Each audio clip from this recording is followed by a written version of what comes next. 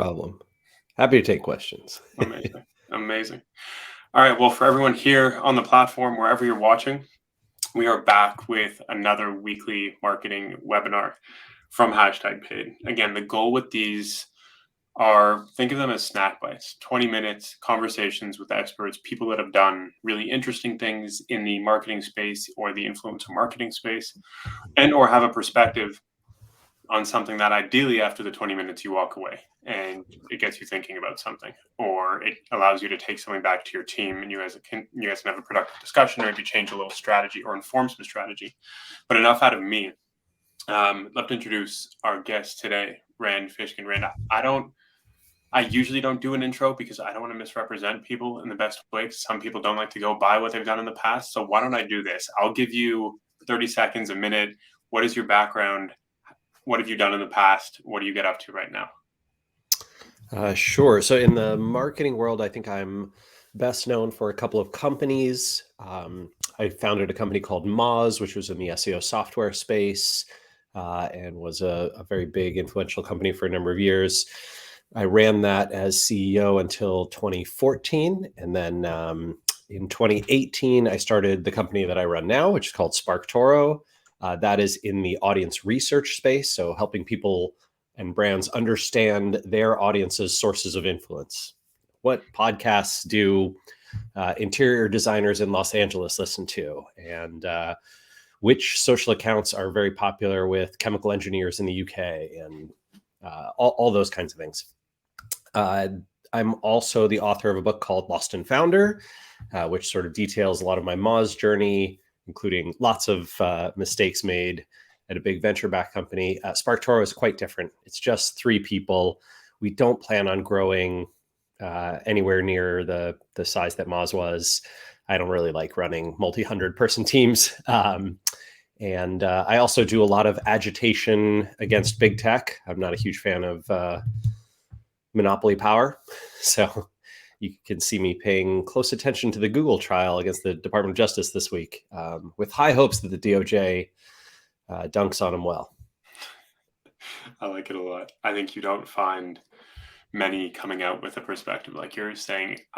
Here is what things are worth. This is what I want to do. I'm going to stick to this. I'm going to do it really well. And I'm not going to focus on incentives from maybe venture-backed companies or what's happening in the space. So I think that's awesome to hear. And it's also interesting where I was speaking with our VP of marketing recently, and he was like, "Oh, Rand's coming on. Yeah, I used to watch Rand videos all the time when I started out in marketing."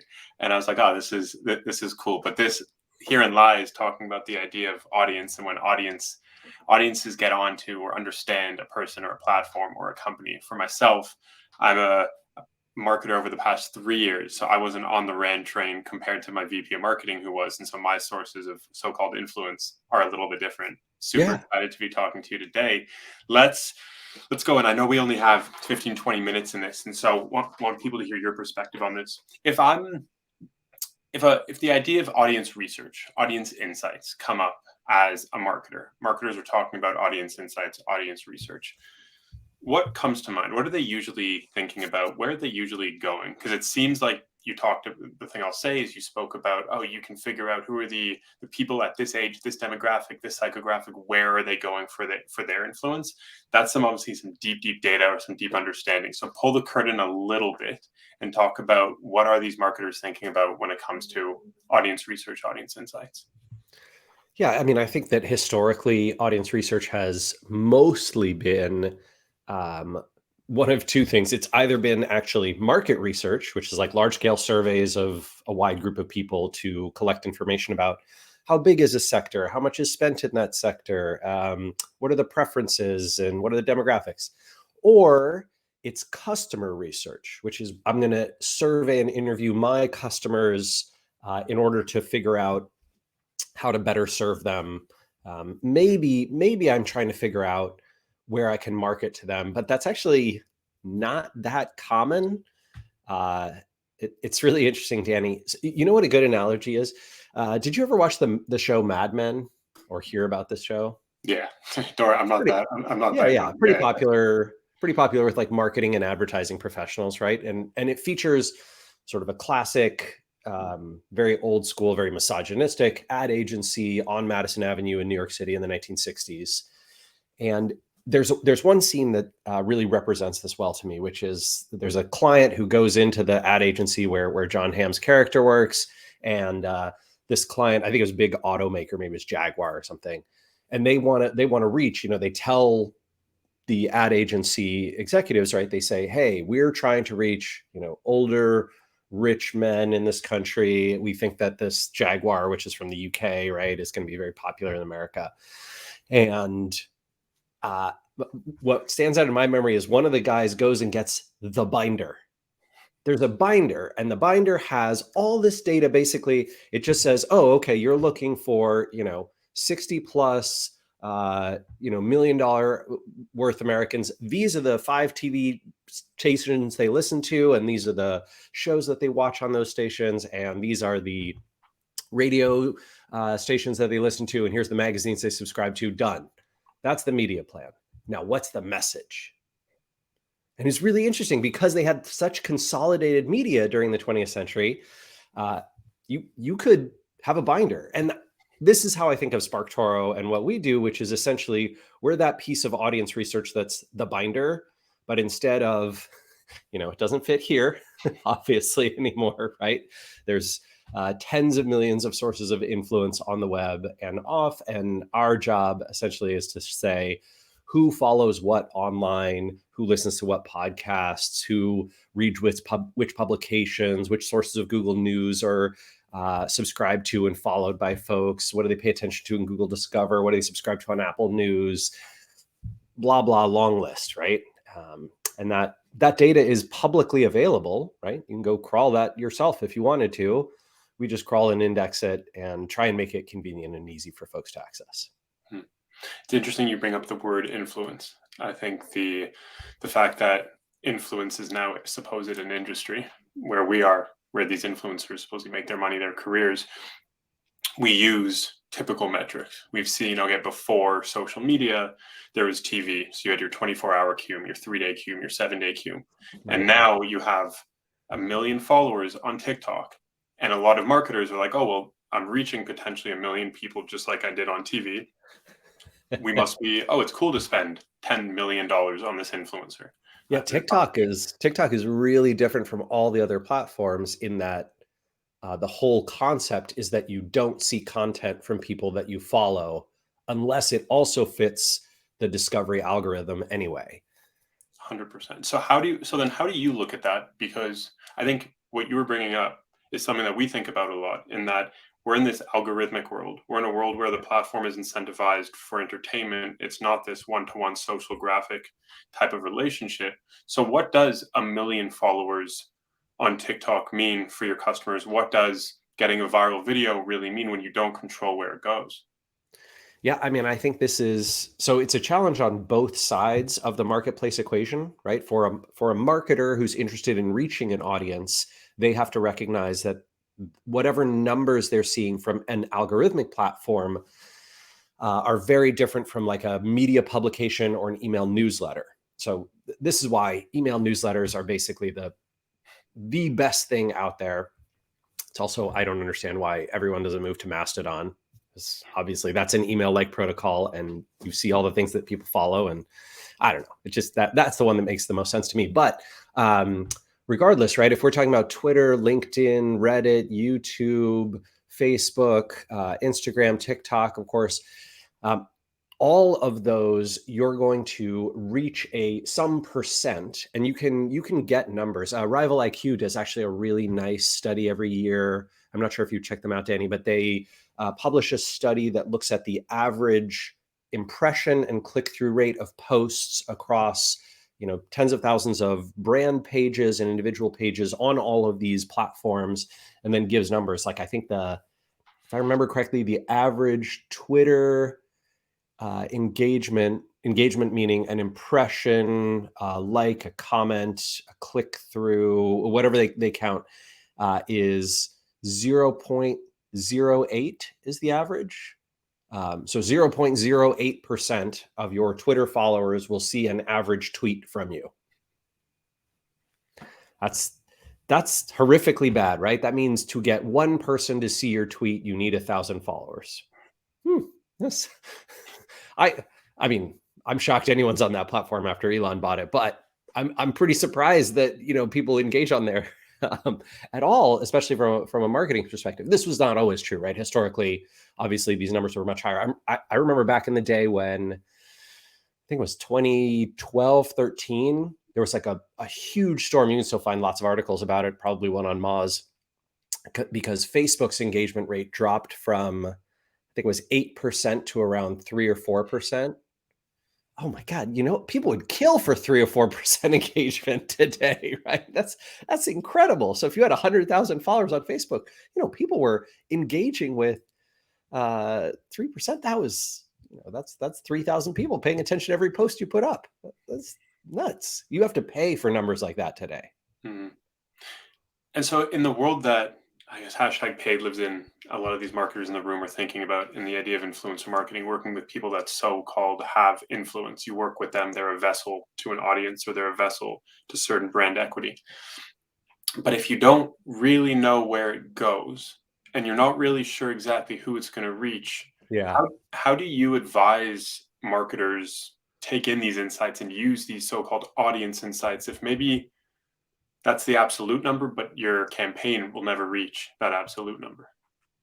Yeah, so I think a very reasonable approach here is to do there's two ways to do it, right? One, you can use a tool. So if you have a lot of money, Brandwatch is quite good, and they do some great brand and social analysis. If you are looking for something more reasonable, SparkToro itself, there's another company called Audience with an S, and another one called Helixa.ai. And you can do that analysis, or you could manually do it. The manual process, which we saw people doing before we started SparkToro, this was kind of what inspired us to do it, is, whatever, I go to LinkedIn and I find 500 people who follow me, and I visit every one of their pages, and I have a little, I build a little export to download that page and shove the data into an Excel spreadsheet or a Google Sheets. And then I do an analysis, and I'm like, okay, all right. So, 30% of our audience has an advanced degree, 20% live, in the Midwest, 15% went to this college, 16% have this skill or interest, whatever, they're part of this group, all those kinds of things. And so that way, when you are specifically trying to reach a group of people with a message, you can know enough about the audience of the person or publication or group that you're trying to reach them through to do relatively savvy marketing. I think that insight can be priceless and valuable. I think you can save a lot of money and effort by identifying sort of right sources of influence and wrong ones. But a lot of people still just look at that follower count number and are like, oh, that looks like a big number, I'm going to buy. 100%. And I think it is that it's unfortunate on one side because you don't want to devalue these so-called the creators or the influencers, but then on the other side, as a marketer, when you have a certain budget, like you need the money to work as hard as Yeah, possible yeah. for I your mean, store. here's the weird thing about the follower count being so valuable to me, Danny, is so good example is my wife Geraldine is an author, and when when she was pitching her book, we flew to New York. She goes and meets with all the big five publishers, right? And then there's an auction, and one of them buys the book. Um, and she was telling me how in all of the meetings, the interviews, right, they were all asking about her social media audience, right? Instagram and Twitter in particular were very big with with book authors at the time. Now TikTok is as well, and they just take it at face value, like whatever the number is. That was kind of the number where they pegged the price, right? The price that they were going to pay for the book, that they were going to bid. And I had this feeling like, oh, if we had known that, I would have just spent $1,000 and bought you another million followers on, Twitter and Instagram. And they would have been like, oh my God, you're huge. Right? Like there was no sophistication there, no analysis, right? Mm, No checking. Now I see, Elon's like, oh, I'm going to charge everybody $2 a month to use Twitter to prevent the bots. I mean, I think that's going to prevent a lot more than the bots, yeah. buddy. Definitely a different conversation. But you talk about, again, using metrics are a shortcut for us as marketers to supposedly understand something about the medium and or the channel that we're using or that we want to work with. In what cases and or what specific insights are you seeing that are almost becoming the distractions for marketers when they're doing their audience research? Hmm. Yeah, let's see. I worry quite a bit that many marketers conflate my audience is on this platform with my audience is having conversations and experiences relevant to my brand on this platform. And those are two really different things, right? So you might say, oh man, a lot of my audience is on TikTok. If you're selling B2B software, look, maybe you're going to be the one brand that people pay attention to on TikTok. But I really doubt it. I would strongly suggest that you reconsider a large brand spend there. I think TikTok is fine for the kind of broad advertising that you would see, whatever, when you go to the movie theater and brands do placement in movies, or when you go to, when you're watching live sports and there's still commercials, right? It's that kind of thing. It's very, very untargeted. I would not try to do heavy targeting on TikTok. I think this is why TikTok, frankly, is so I say poorly, but poorly monetized compared to Instagram or Facebook or Google, right? I think the stat just came out that all of TikTok's revenue is less than just Instagram Reels ad revenue. I was like, oh Wow. wow, that's there you go. Because Facebook has got that targeting dialed in, and TikTok's experience is not tightly niche. It is very broad entertainment, to your point. And so I would urge marketers to go spend their time and energy in places that are not just my audience is present here, but my audience is having relevant conversations and relevant engagement to my product brand space in this place.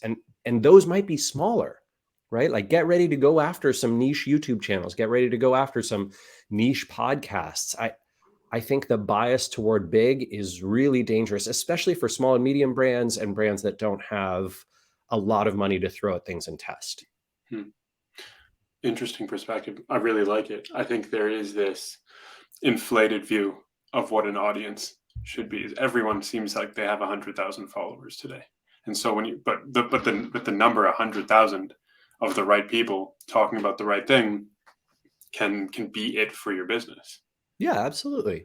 I, I mean, it can be it, but it always has to be in combination, right? One thing that hasn't changed in marketing, absolutely, since the 20th century, is that you need multiple brand awareness touches and multiple engagements before you're going to make any type of committed purchase. And this is why one of the things that I find really interesting is I'll always talk about how multi-brand touch is really important. It can be dangerous to engage in a singular influencer marketing campaign and expect that to move the needle, or to just buy a bunch of ads on Instagram or Facebook or Twitter or LinkedIn or YouTube or whatever and expect that to convert. And occasionally when I give a talk like that, someone from the audience will say, Rand, we're a whatever sort of e-commerce company, direct to consumer. We sell via Instagram ads and we do really well there. That really works for us. And when I look at the stats, it does work for them, but I would argue against really well. The brands that it works really well for are the brands people are already familiar with. Mm. Brand is ludicrously powerful. I think, especially in the United States, we are trained from birth to be brand consumers. And so when we see a thing that's popular with other people like us that we've known about and heard about and talked about, those conversion rates are so much higher than brand I've never heard of with product that looks interesting. Mm. Yeah, it's reminding me of the principle of time spent. Like, we're all humans. We're all built off of, again, feeling, connection, relationship. And me and you've been talking for 20-ish minutes. I have no idea who you are, even though I know you have a lot of accreditation in my Well, VP of we should marketing. get to know each other. We definitely should. And I think that the truth is, though, that's what YouTube was so interesting with, and that's what like the OG Instagram was, where I followed you. I wanted to spend time with you every day on the feed. Now I'm not. So then how, like, finding the right people, to your point, that are not only the right people on the platform, but the right people talking about the right things is so important. And I'm guessing that's what SparkToro helps people This understand. is certainly the goal, right? And I mean, another thing that I would say about marketers that worries me a lot is that we invest in channels that have worked for us historically, and we don't look outside of that nearly enough, Mm, right? So in my opinion, there is golden opportunity in places like certain subreddits where people go specifically to learn about products. I don't know if you've seen subreddits like Buy It for Life or Men's Fashion, or even a lot of the video game subreddits, right? And those are places where the conversation and the authenticity of the mostly anonymous people who contribute there actually dwarfs the influence of much more visited platforms, right? And I think that those types of places get ignored. I think podcast advertising and sponsorship gets mostly ignored, even though, the stats from Pew are 30% of Americans listen to a podcast a week or more. That's huge, right? That's massive. I think, if I'm not mistaken, TikTok is right around 30% of Americans use it daily. Granted, a little more often than podcasts, but sure. I think it's because it's new, it's hot, and people talk about it, and there's this, oh, it's the biggest thing. Mm, And of course, Instagram's use dwarfs that of TikTok's. Facebook's use, even though Facebook gets not a lot of cultural cachet, let's say, from folks under 50. Facebook is massively used platform. LinkedIn is a huge platform, mm, not just in B2B, right? I have noticed that a lot of a good example, again, video games. Like, video games sell through LinkedIn. Shocks me. Art sells through LinkedIn. Books mm. sell big through LinkedIn. So I think it's finding those relevant platforms, finding where that conversation is happening, not being biased by pure follower numbers. And all of this requires research, right? So it's kind of that,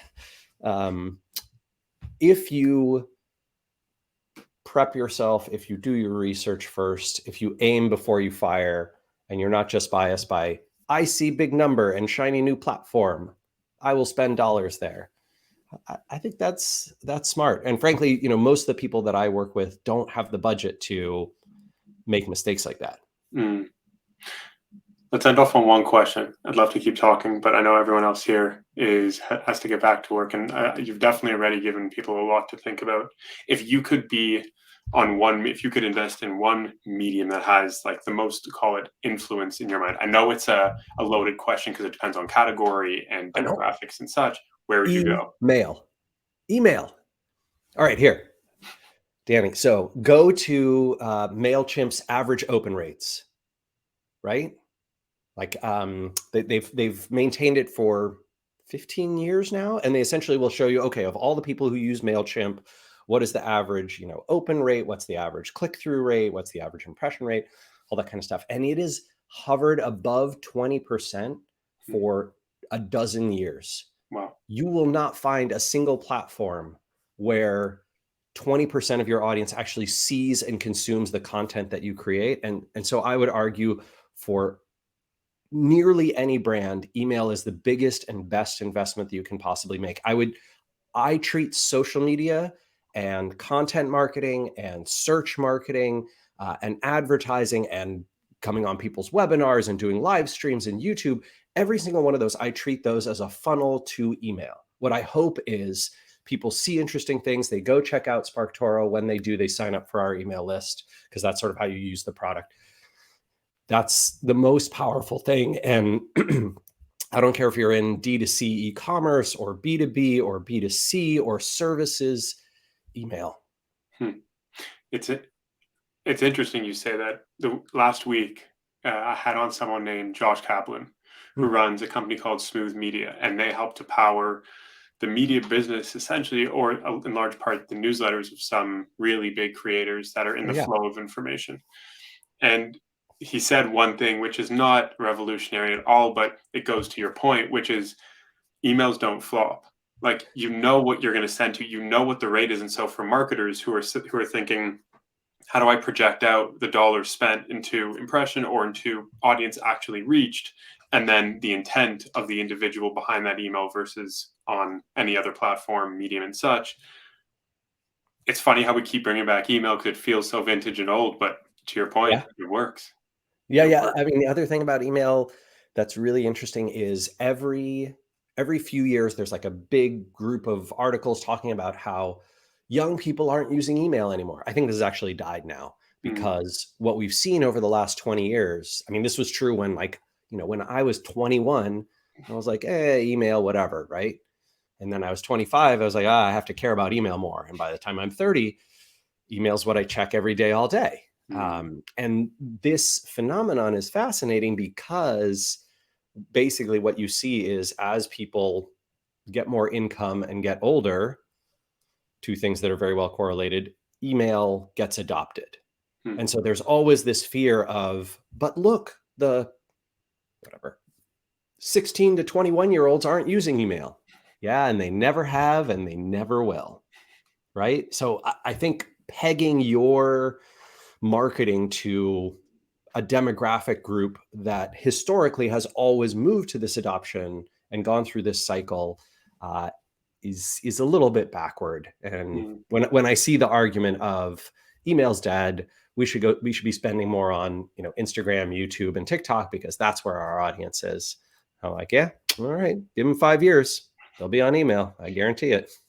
And it's the same that you brought up Facebook, 2 billion users, and there are so many creators making so much money off of Facebook videos, reels, whatever it's called.